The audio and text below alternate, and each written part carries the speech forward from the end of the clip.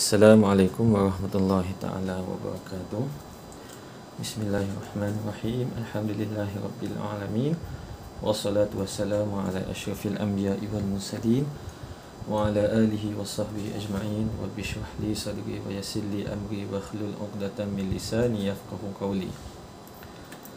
Baik, alhamdulillah temu lagi kita dalam pelajaran kita akidah tahun 3. Ini adalah pelajaran yang terakhir, pelajaran kelima, sifat qiyamuhu binafsi. Baik, kita sambung video kita daripada yang minggu lepas. Bismillahirrahmanirrahim. Sifat qiyamuhu binafsi. Apa maksud qiyamuhu binafsi? Artinya Allah Subhanahu wa taala maha berdiri dengan sendirinya. Macam cikgu dah beritahu minggu lepas, Allah Taala tidak memerlukan selain daripada Dia. Allah Subhanahu Wa Taala berkuasa mencipta alam ini. Alam ini dicipta oleh Allah Taala sahaja. Tidak ada makhluk lain yang membantu Allah Taala mencipta. Tiada makhluk yang membantu Allah Subhanahu Wa Taala menjadikan alam ini. Samalah macam yang atas tadi yang cikgu beritahu tadi. Semua makhluk memerlukan bantuan Allah Subhanahu Wa Taala. Macam contohnya manusia memerlukan bantuan Allah untuk hidup. Macam mana? Allah Ta'ala kena bagi udara untuk kita hidup. Allah Ta'ala kena bagi kita makanan untuk kita hidup. Allah Ta'ala kena bagi kita kesihatan untuk kita hidup. Itu semua bantuan daripada Allah Ta'ala. Tanpa bantuan Allah Subhanahu Wa Ta'ala, pasti kehidupan makhluk akan menjadi kucar kacir dan huru-hara. Cuba bayangkan kalau tak ada udara ni, Allah Ta'ala lenyapkan udara ni, habis. Semua manusia akan mati. Semua akan mati. Kucar kacir lah, wahara semua. Allah Subhanahu Wa Taala mentadbir dan mengatur perjalanan di bumi ciptaannya ini dengan sendiri. Setiap apa yang berlaku dekat atas muka bumi ni, kita bangun pagi, ayah kita pergi kerja, haiwan di hutan tengah makan, ikan yang berenang dekat dalam laut, itu semuanya ditadbir dan diatur oleh Allah Subhanahu Wa Taala. Tiada siapa dapat melawan kekuasaan Allah Subhanahu Wa Taala. Tak ada. Dan dah dibuktikan di dalam Al-Quran. Sebagai contoh, Fir'aun laknatullah ingin melawan kekuasaan Allah Subhanahu Wa Taala, dan akhir sekali dia ditenggelamkan di dalam laut.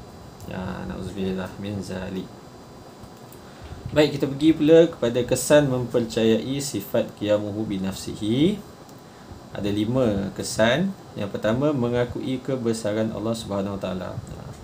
Bila kita tahu yang Allah Taala ni tidak memerlukan kepada sesuatu pun, kita akan tahu, kita akan mengakui bahawa Allah Taala ni maha besar. Yang kedua, mengharap pertolongan Allah Subhanahu Wa Taala.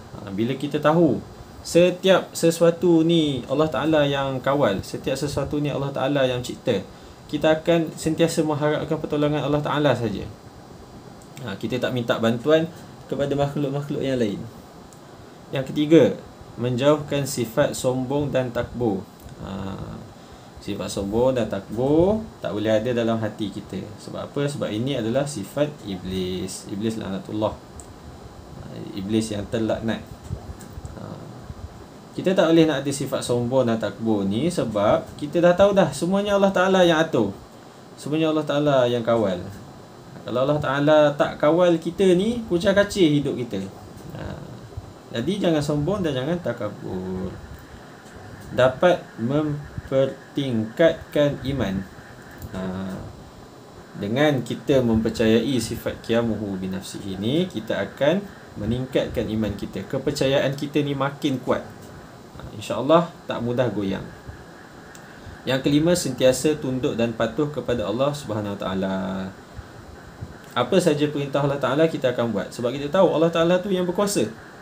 Apa saja larangan Allah Ta'ala kita akan elak. Baik, seterusnya, akibat tidak mempercayai sifat qiyamuhu binafsihi. Tadi faedah kelebihan kalau kita mempercayai sifat qiyamuhu binafsi, yang ni akibat, apa balasan dia. Yang pertama, diri menjadi angkuh dan sombong. kita akan menjadi angkuh dan sombong. Ingat yang cikgu cakap tadi, sombong ni adalah sifat iblis laknatullah alaih. Iblis yang terlaknat, dia sifat yang buruk. Jadi jangan ada sifat sombong ni dalam hati kita. Yang seterusnya, bangga dengan kesempurnaan diri sendiri. Kita akan bangga, oh kita ni badan tinggi, kita ni muka cantik, kita ni rambut elok. Kita akan bangga dengan kesempurnaan, padahal kita tak sempurna pun. Setinggi mana pun seseorang tu, se-handsome mana pun, secantik mana pun, dia tetap ada kekurangan. Sama ada kekurangan tu orang nampak ataupun orang tak nampak, itu je. Mana-mana semua manusia ada kekurangan. Mana ada manusia semua sempurna. Seterusnya, tidak mensyukuri nikmat dan rezeki yang Allah SWT berikan. Kita akan rasa tak cukup. Kita tak akan mensyukuri nikmat yang Allah Ta'ala bagi. Sebab kita rasa dunia ni kita punya, kita yang kawal. Tak bolehlah macam tu ya. Berat dan engkar menunaikan perintah Allah SWT. Kita susah nak mengikuti arahan Allah Ta'ala, dan kita sering engkar, sering lawan kata Allah Ta'ala. Allah Ta'ala kata ini kena buat, kita tak buat. Allah kata ini jangan buat, tapi yang itulah yang kita buat. Sebab kita dah sombong. Bila kita sombong, kita akan ingkar lah perintah Allah Ta'ala, suruhan Allah Ta'ala. Dan yang terakhir sekali, mudah dihasut syaitan dan melakukan kemungkaran. Bila kita dah sombong, kita bangga dengan kesempurnaan diri, kita tak mensyukuri nikmat Allah Ta'ala, kita ingkar perintah Allah Ta'ala, kita akan mudah kena hasutan syaitan. Na'udzubillah min zalik. Bila hati kita dah keras, dah hitam, kita akan senang saja kena hasutan syaitan. Dan kita akan sering melakukan kemungkaran. Kemungkaran ni benda-benda yang jahat lah.